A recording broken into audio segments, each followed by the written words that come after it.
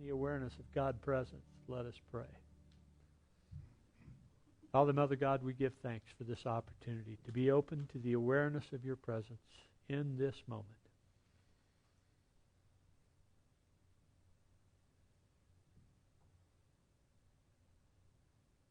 As we set aside our cares of this moment and focus on our hearts, the entry of your experience in this moment.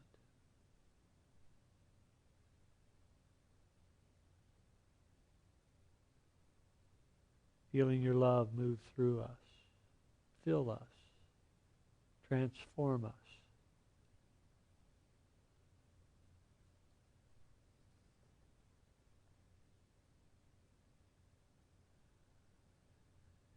Enthralled by your love, we allow it to flow from us into this moment, blessing each and every one in this moment.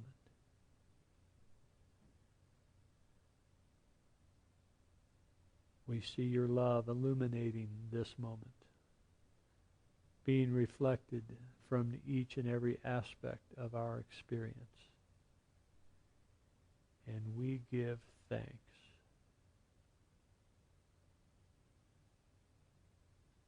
And so it is that together we say, Amen.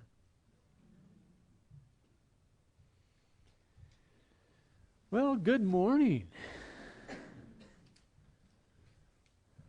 Are you enjoying the springtime weather?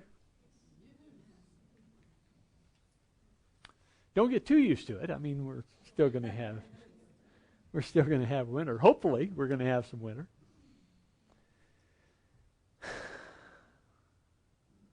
Persistent or stubborn? Which is it? Probably depends upon who you're talking to. It'll probably be dependent upon whether or not that person agrees with your objective. You know, if they don't agree with your objective, you're just being downright stubborn. I can't count the number of times that my mom would say to me, "You're being downright stubborn." Downright stubborn. Interesting phrase. And of course, I would see it as, well, Mom, I'm just being persistent. And indeed, is our objective agreeable or not? If our objective is agreeable to us, we will say, I'm being persistent. If our objective is not agreeable to us, we'll say, what am I doing this for? I'm just being too stubborn to get it right. So, now that you know the outcome of this talk, you can all take a break, pull out your smartphones, browse the internet, do whatever you want to do. But Martin Luther King Day is tomorrow. How many of you have seen the movie Selma? I haven't seen it yet. I hear it's good. Is it good? You say I should go see it? Well, I plan to. It looks like it's going to be a wonderful movie. I've watched the interviews with the director and David Oyelowo, and Ava DuVernay, I think that's her name. Two unknowns that apparently are breaking through with this. I guess David had starred in a couple of other movies, but in any case, I hadn't known them before. I hadn't seen them, heard of them, heard of their work. But they're working with this man who truly changed our lives. Whether we're directly affected by it or not, we're directly affected by it, right? I mean, our society, the consciousness of our society has been transformed because one man, certainly with many followers around him, but one man stood up and said, no, that is too much. Enough is enough. We have to change this society. And indeed, we have many miles to go before our society is transformed to the dream that he articulated and that he expressed so many times. Patrick, I still don't have my controller of the universe. Could you advance, please? So several quotes that I'd like to share with you. Change does not roll in on the wheels of inevitability, but comes through continuous struggle. And so we must straighten our backs and work for our freedom. A man can't ride you unless your back is bent. Next one. I refuse to accept the view that mankind is so tragically bound to the starless midnight of racism and war that the bright daybreak of peace and brotherhood can never become a reality. I believe that unarmed truth and unconditional love will have the final word. That is why right temporarily defeated is stronger than evil triumphant. Next, please. Human progress is neither automatic nor inevitable. Every step towards the goal of justice requires sacrifice, suffering, and struggle, the tireless exertions and passionate concern of dedicated individuals. And the next. The ultimate measure of a man is not where he stands in moments of comfort and convenience, but where he stands at the times of challenge and controversy. These quotes, and I'm sure that there are dozens more, but these quotes really highlight his view on persistence. Without persistence, we do not move in the direction that we're called. There's now you know that many of you know that I do not subscribe to this concept that there is a God out there beyond the stars that looks down upon us and judges us and rewards us or punishes us depending upon the assessment of our actions. I consider God to be very real. But the God that I consider to be very real is a God that is consciousness itself. Charles Fillmore, who is co-founder of Unity, called God as divine mind. Well, I don't see God as divine mind. I see God as the activity of divine mind. I see God as a very active process rather than just a structure. I see it as process. And consciousness itself, that universal consciousness, consciousness with a capital C, bolded, underscored, and italicized. I see consciousness itself as God.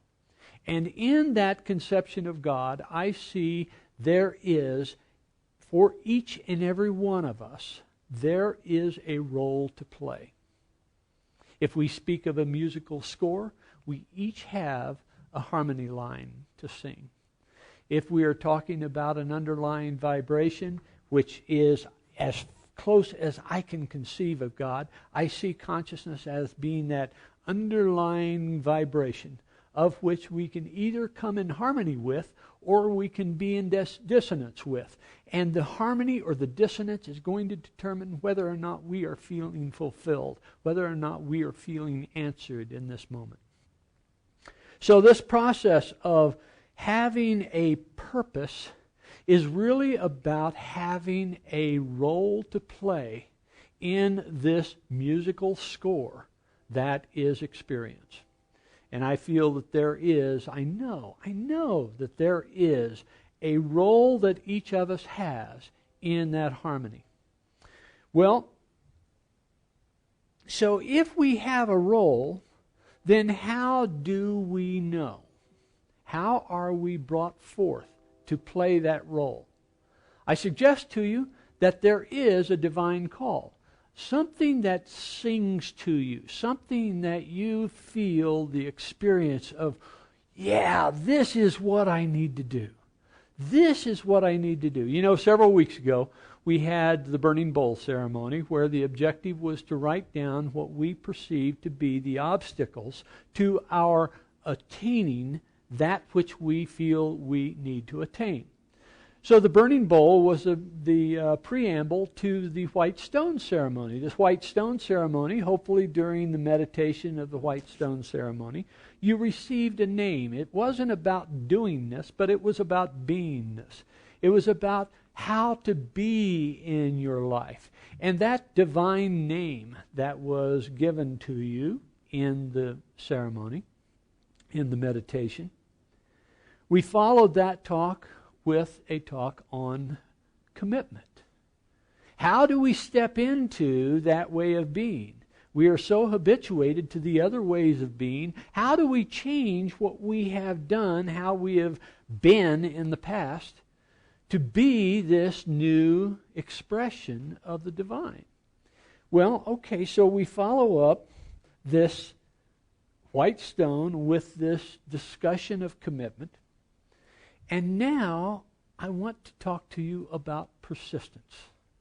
Because the commitment is one thing, but persistence is a step again, right?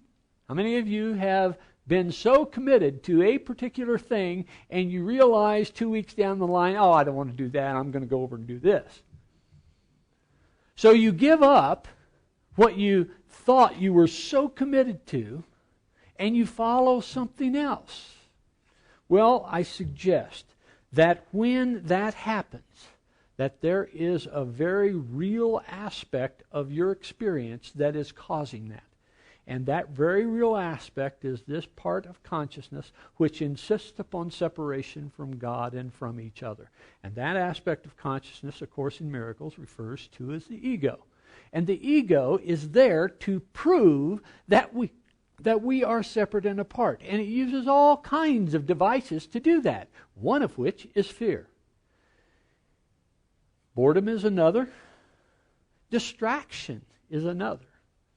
And certainly when we are feeling very committed to something 1 week and 2 weeks later we are very committed to something else, and another week after that we are fearful of both of those because let's just go back to the way we were because those things are uncomfortable, and gosh, let's just focus in here and settle in and relax. Ah, this is nice. No progress is being made, but comfort arises. Well, I'll go back to it.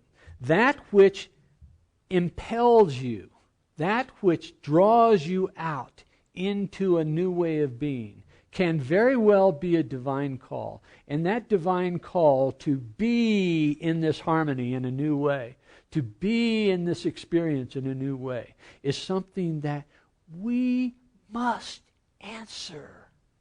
If we don't, we're going to be looking back on our life and we're going to be saying, you know, that would have been really interesting if I'd followed that path. Or, gosh, I wonder what would have happened if I'd followed that path.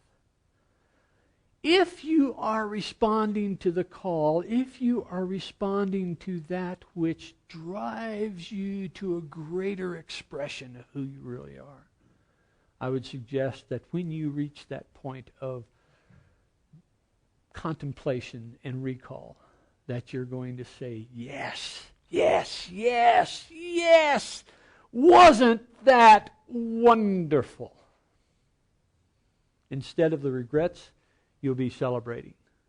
Maybe those things, maybe those paths did not have a culmination in what one would consider to be success. But along the way, you would have had a full experience. You would have had an experience where you were energized, where you were compelled to move forward. Well, that's what persistence is about, is allowing us to move forward. I'm going to share with you a story. And this story is a long story. I'm going to try to make it as short as possible. How many of you have seen or heard Invisibilia? It's a PBS program, just started airing here recently. Good. Nobody is able to ascertain whether or not I'm telling you the true story or not.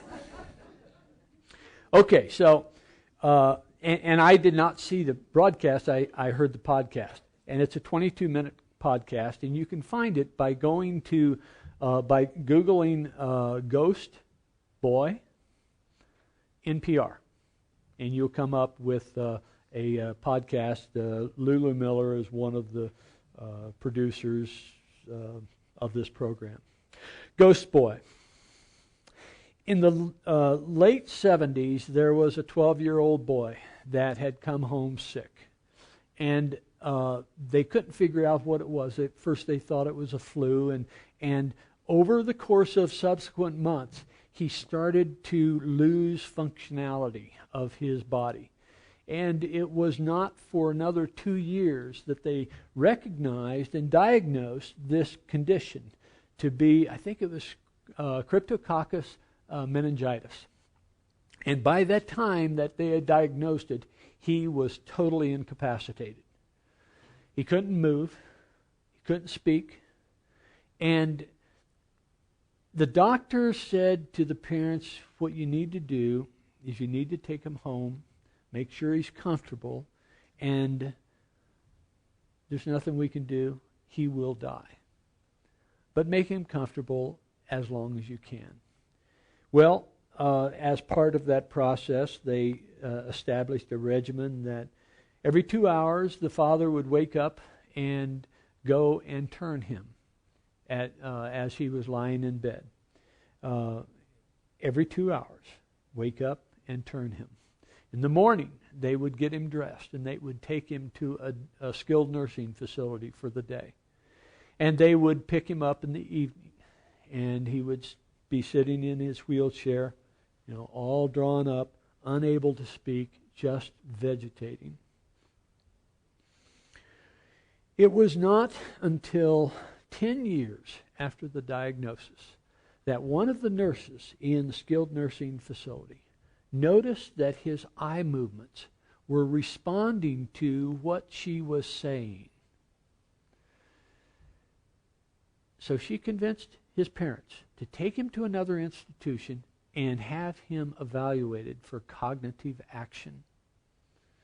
And indeed, they found that he could look at objects in response to the query of the evaluator. And it became apparent that, yes, something was going on in there. So his mom quit her job, and for the next 2 years, she worked with him to move his arm in such a way, his hand in such a way, that he could control a joystick on a computer. And the joystick was connected to a piece of software that was connected to a speech synthesizer. And over the course of 2 years, he was able to use this joystick to express himself.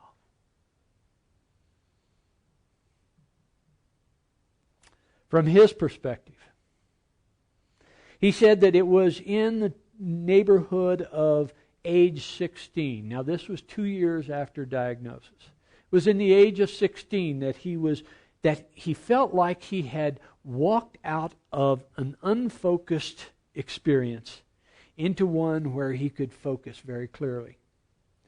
So he was walking out of a mist, as Carl Jung expressed his arising in consciousness. But he was at the age of 16. This was 8 years before someone noticed his eye movements.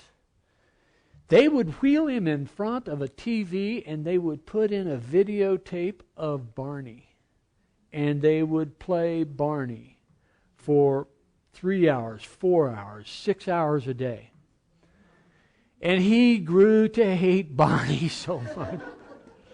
But nobody knew there was anything going on in there. But he realized that he could, in fact, control something. And that is his awareness of time. Because he learned, based upon the audible cues that he was getting from the nurses, and based upon where the shadows were in the day room in that skilled nursing facility, where he was sitting in front of the TV and he could see these shadows moving across the floor. He could tell the time. And that allowed him to anticipate how much longer he was going to have to put up with Barney. But it was 8 years where he was trapped. And he used various mental devices to dissociate himself, to get out of who he was, and to enter into a space of no thought. Now, he didn't describe this as being peaceful, as we normally would think of no thought as being peaceful, because it was a struggle for him, and it was a battle for him. But it was the only way that he could get away from this inability to communicate. And he learned to work with images and he had conversations with himself, and he was able to experience a thought realm. And then, and that was how he got out of this dissociation. Was he started to experience this thought realm and dialogue. Well, as his mom was teaching him how to move this joystick, he was actually starting to get some functionality. He was starting to be able to move his neck and get his head to move.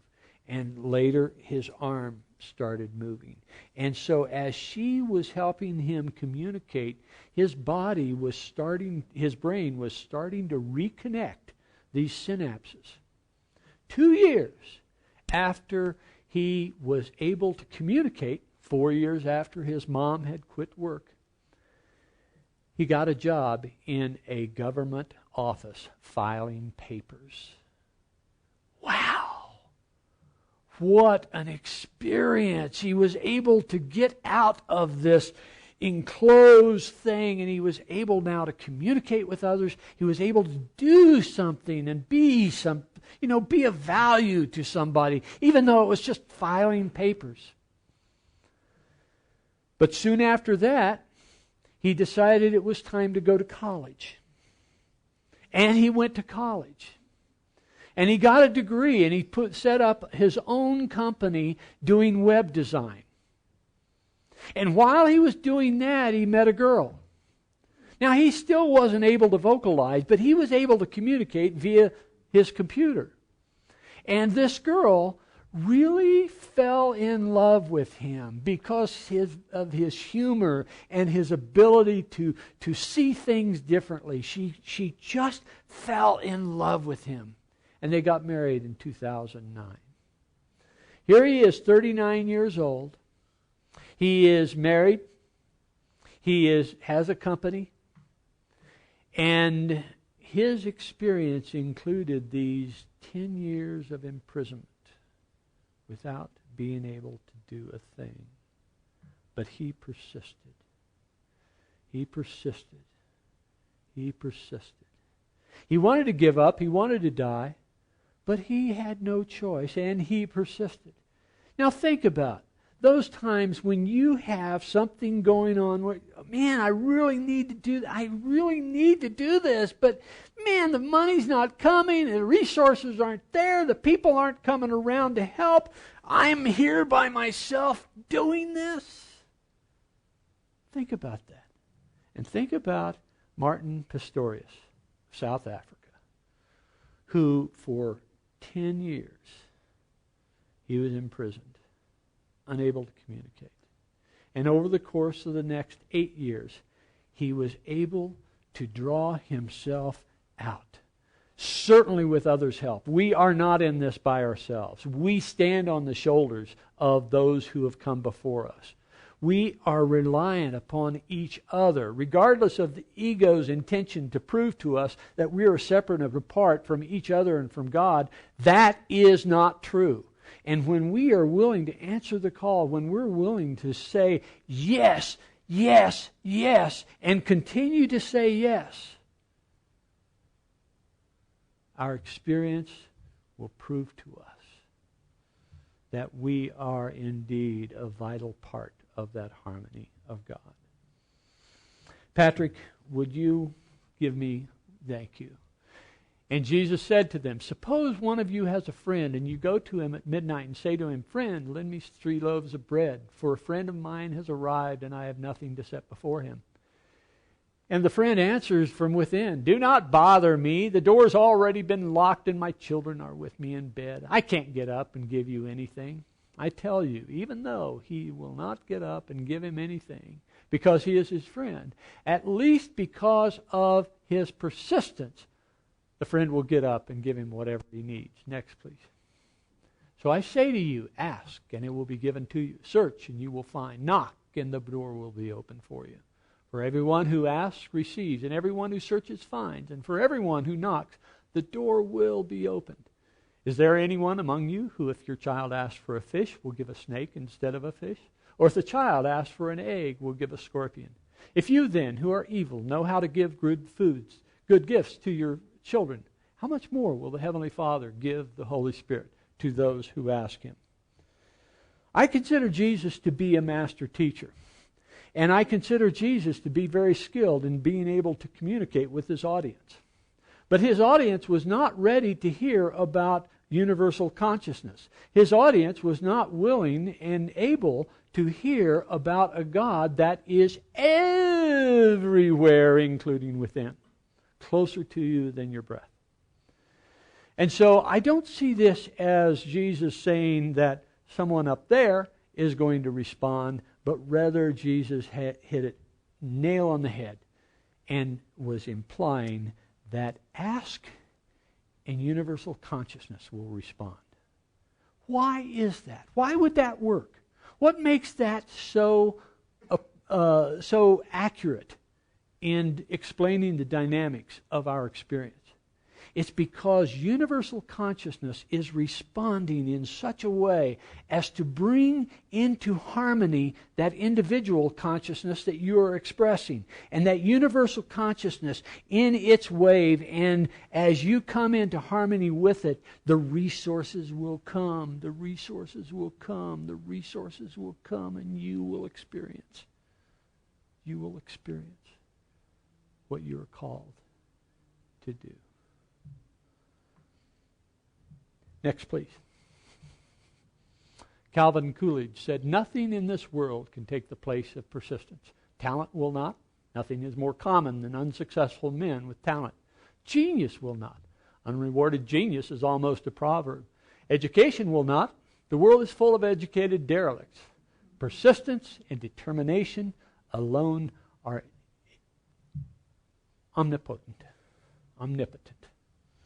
And so it is. When we hear that call, set aside your fears. Set aside the oh yeahs, buts. Set aside all of the limiting thoughts that you consider to be valid in your assessment of whether or not you are to step forth and answer that call. Answer the call. Persist. Persist. Until such time as you no longer hear the call. And that may, in fact, be the time to not persist. How many of you saw the Dilbert strip on the front end? Yeah, a key to success is persistence. And a key to success is knowing when to quit. And a key to success is flexibility. Actually, that is all true. How do you know? You know because you no longer hear the call. But when you hear the call, as you continue to hear the call, persist. We'll have our meditation. As we come into our meditation,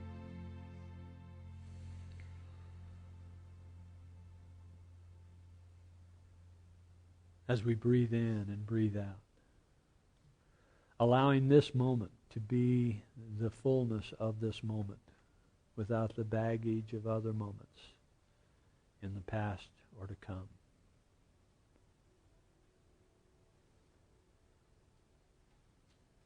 Let us consider only what is here today in this moment.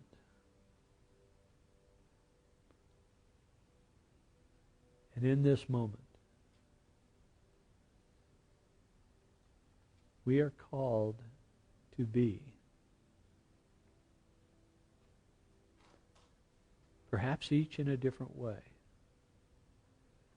perhaps uniquely, but we're called to be in a particular way. And that calling may be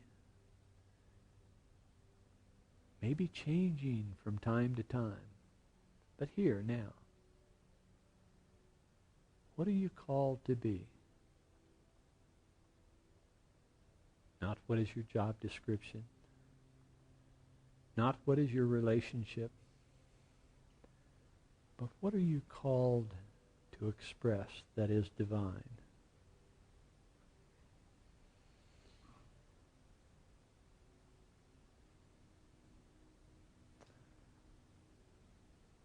This may be the name that was given to you several weeks ago. Or perhaps that name was just given to you in this moment. But allow that name, that beingness, allow that beingness to be present in this moment.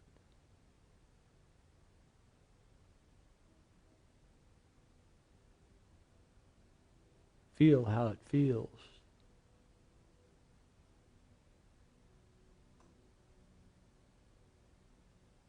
Take a measure of your vibration in response to that.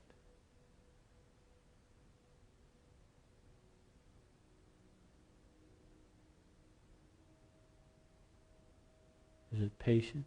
Is it compassionate? Is it kind, caring, loving?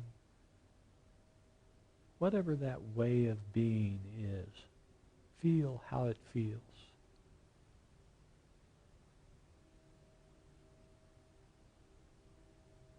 Let that barometer, that thermometer of your experience tell you when you are in harmony with that way of being.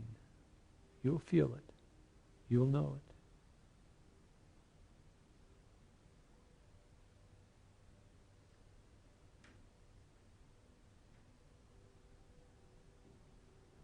Let that feeling be something that you revisit. Feel how it feels often.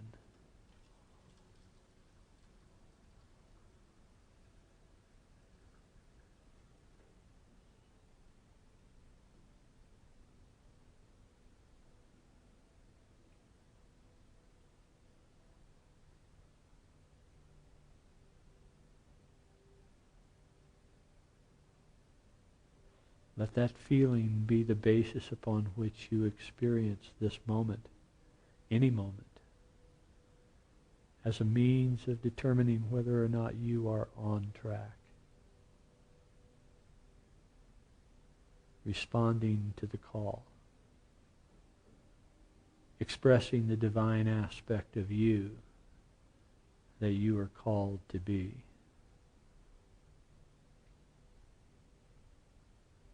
Here in this moment.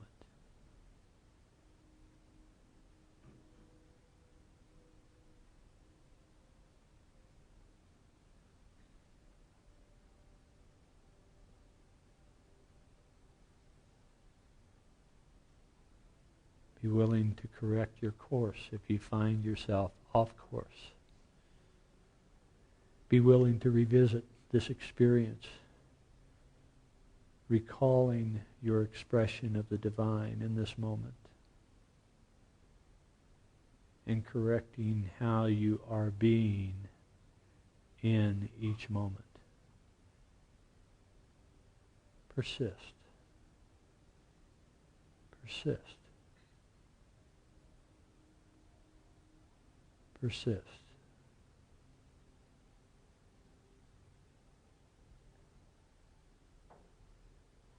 And as we come back into this time and space, let us come back sharing the words of Alleluia.